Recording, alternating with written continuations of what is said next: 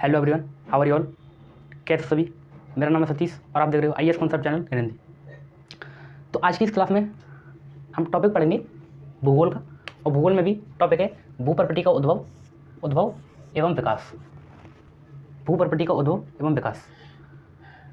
तो पहला प्रश्न तो यह है कि इस टॉपिक में हमको पढ़ना क्या है। किसके विकास की बात कर रहे हैं? उद्भव एवं विकास। तो भूप्रकृति किसके विकास, किसके उद्भव की बात कर रहे हैं। तो इसमें हमको क्या पढ़ना है, क्या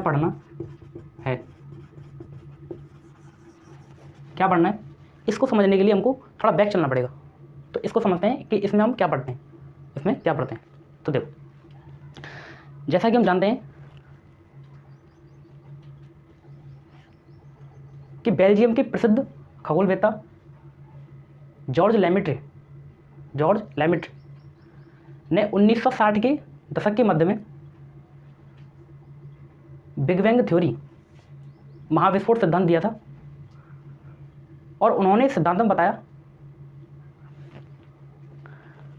1960 के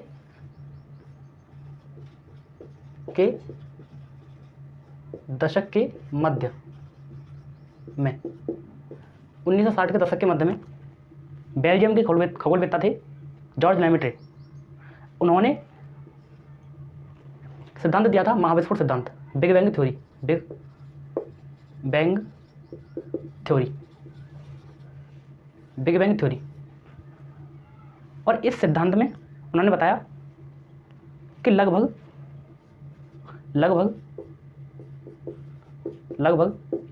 13.7 अरब वर्ष पहले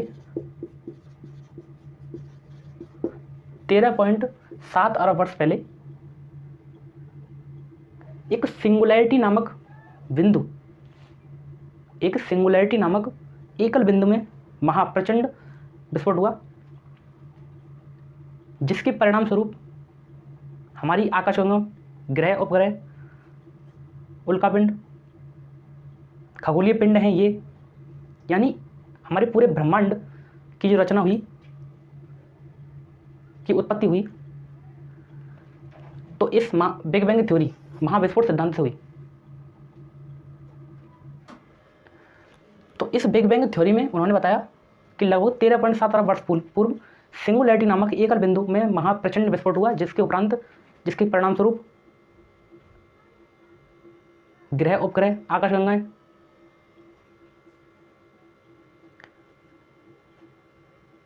खगोलीय पिंड, यानी पूरे ब्रह्मांड की जो रचना हुई एकल बिंदु में प्रचंड महाविस्फोट से हुई।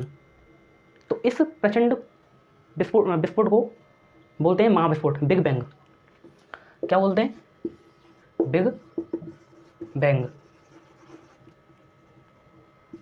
बैंग।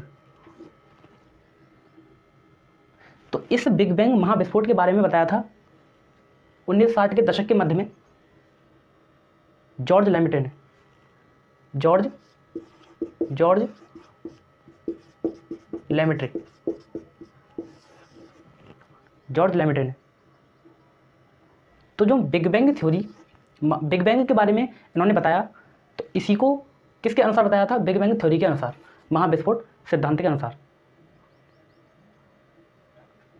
तो अब आते हैं अपने मेन मुद्दे पर कि हम इसमें देख रहे थे कि इस टॉपिक में पढ़ना क्या है। तो हमने समझा कि मोटे तौर पर समझा कि जब ग्रह, उपग्रह, यानी पूरे जो ब्रह्मांड की रचना हुई इस महाविस्फोट सिद्धांत से, बिग बैंग से हुई। तो इसमें हमारी पृथ्वी थी। तो जब पृथ्वी की उत्पत्ति इस बिग बैंग से, महाविस्फोट से हुई, तो जो इससे हमारी पृथ्वी की उत्पत्ति हुई। तो जो पृथ्वी उत्पत्ति के समय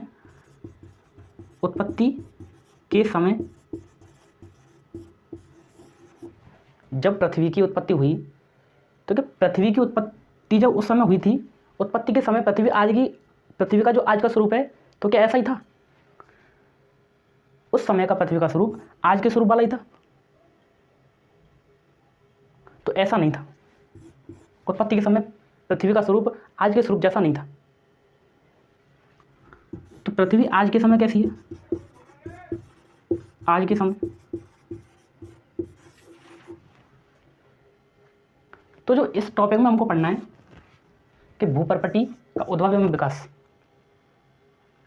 तो इस टॉपिक में पढ़ना है कि उत्पत्ति के समय से और आज तक जो भी इसमें परिवर्तन हुए वो सब किस में पढ़ते हैं? परिवर्तन हुए किस में पढ़ते हैं? इस वाले टॉपिक में। तो ये स्पष्ट हुआ कि इस टॉपिक में हमको पढ़ना क्या है, इस टॉपिक में पढ़ना क्या है। तो अब चलते हैं अपने टॉपिक की तरफ। जब पृथ्वी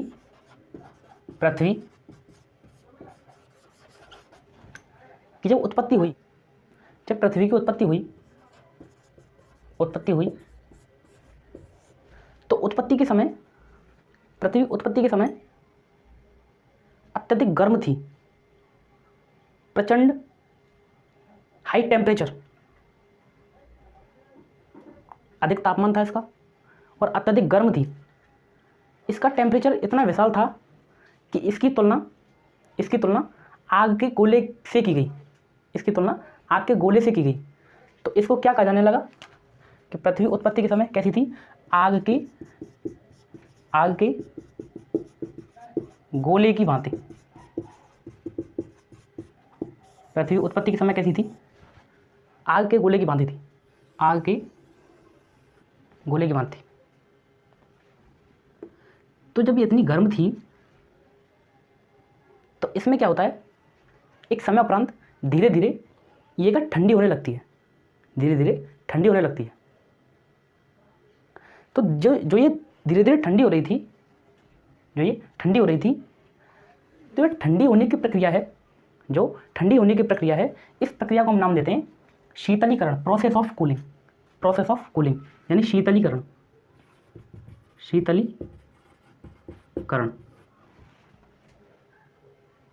तो पृथ्वी धीरे धीरे ठंडी हो रही थी, तो इस प्रक्रिया को क्या नाम दिया गया? शीतलीकरण, प्रोसेस ऑफ कूलिंग।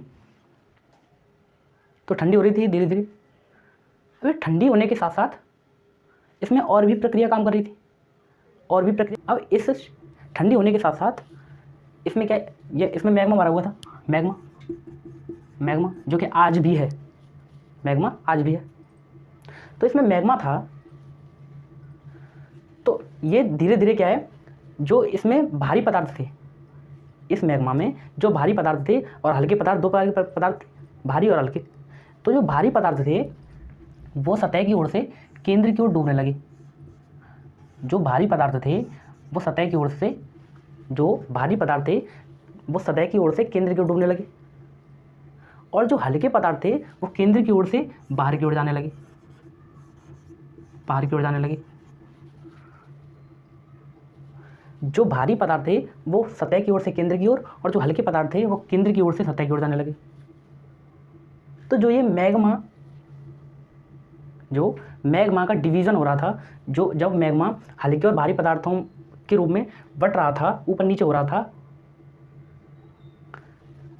तो इस प्रक्रिया को बोलते हैं मैग्मा पृथक्कीकरण,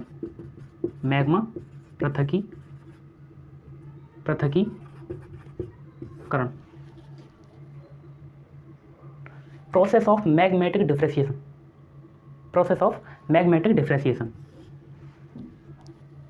तो ये धीरे धीरे ठंडी हो रही थी। अब इसके साथ साथ क्या होता है, इसमें मैग्मा भरा हुआ था और मैग्मा पृथक्कीकरण की प्रक्रिया भी इसमें चल रही थी साथ साथ। अब इसमें क्या है, कई प्रकार की गैसें भी थी।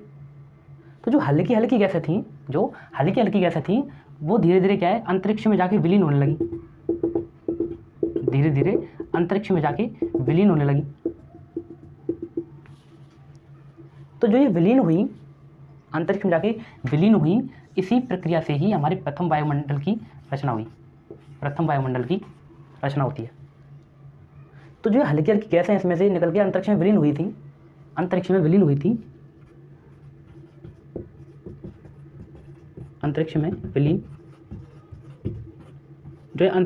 थी, इस प्रक्रिया को बोलते हैं हम, जो गैस अंतरिक्ष में जाके विलीन हुई थी, इस प्रक्रिया को बोलते हैं हम गैस विमुक्तीकरण,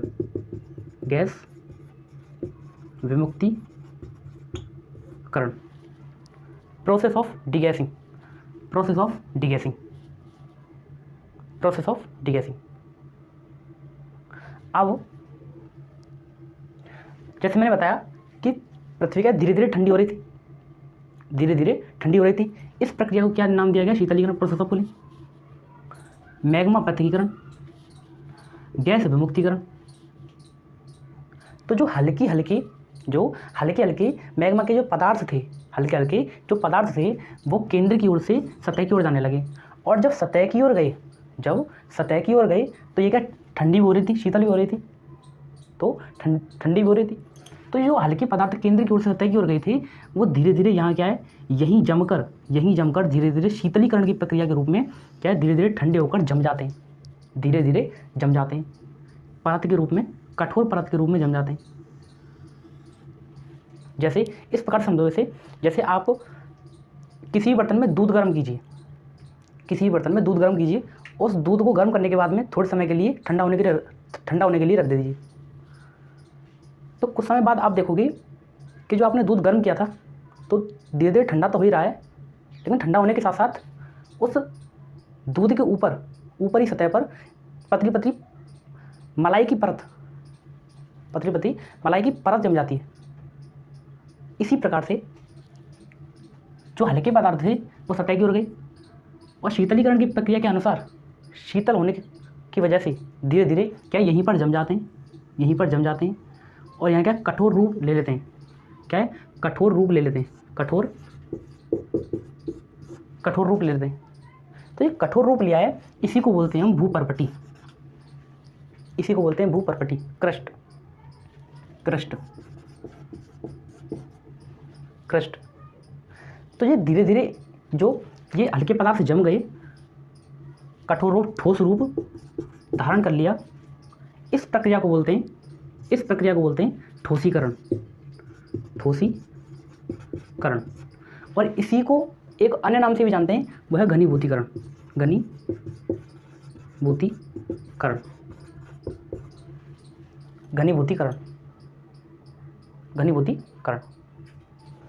तो अभी तक हमने भूपर्पटी का उद्भव एवं विकास की श्रृंखला में, किस लेक्चर में, इस टॉपिक में हमने देखा कि शीतलीकरण, प्रोसेस ऑफ कूलिंग, मैग्मा पृथक्कीकरण, मैग्मेटिक डिफ्रेंसिएशन, गैस विमुक्तीकरण, प्रोसेस ऑफ डिगैसिंग, और ठोसीकरण प्रक्रिया ये थी कि हल्के हल्के जो पदार्थ थे वो सतह की ओर जम गए, एक कठोर रूप धारण कर लेते हैं, परत के रूप में जम जाते हैं। इसी को क्या बोलते हैं हम? क्रस्ट, भूपर्पटी।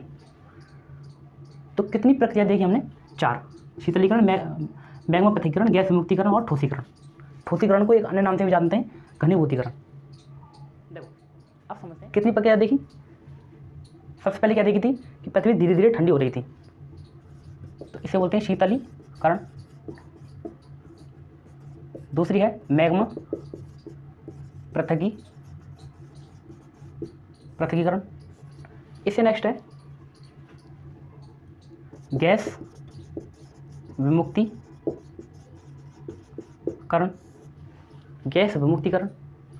और इससे नेक्स्ट है ठोसीकरण।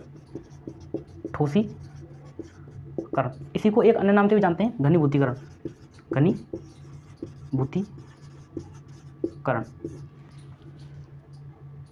तो इन चारों प्रक्रियाओं के परिणाम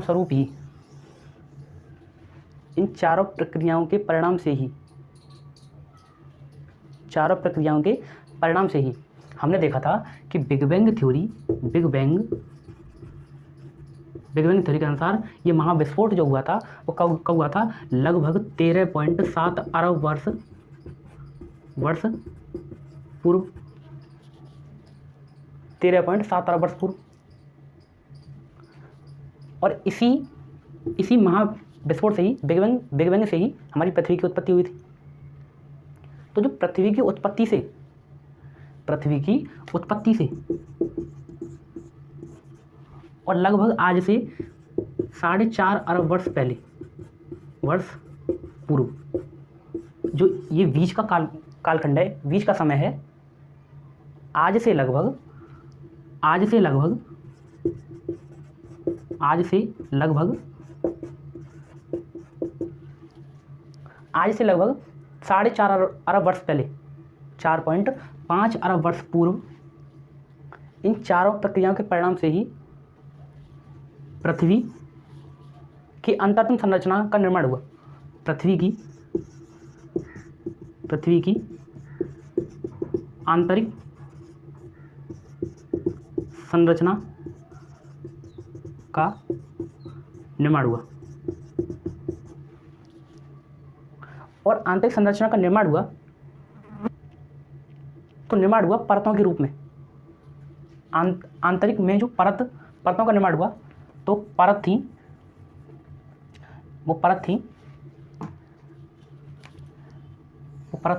सबसे ऊपर की को नाम दिया गया क्रस्ट यानी भूपरपट्टी, क्रस्ट और मध्य वाली को दिया गया मेंटल और आंतरिक को दिया गया कोर। तो इस प्रकार से हमारे इस भूपरपट्टी का उद्भव हुआ और विकास का क्रम आज भी जारी है।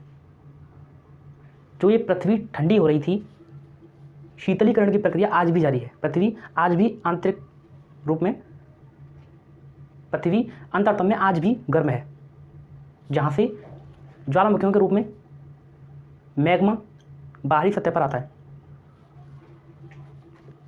तो ये था आज का टॉपिक। तो आज की क्लास यहीं तक सीमित रहेगी। आशा करता हूँ जो भी मैंने आपको बताया आपको समझ आया होगा।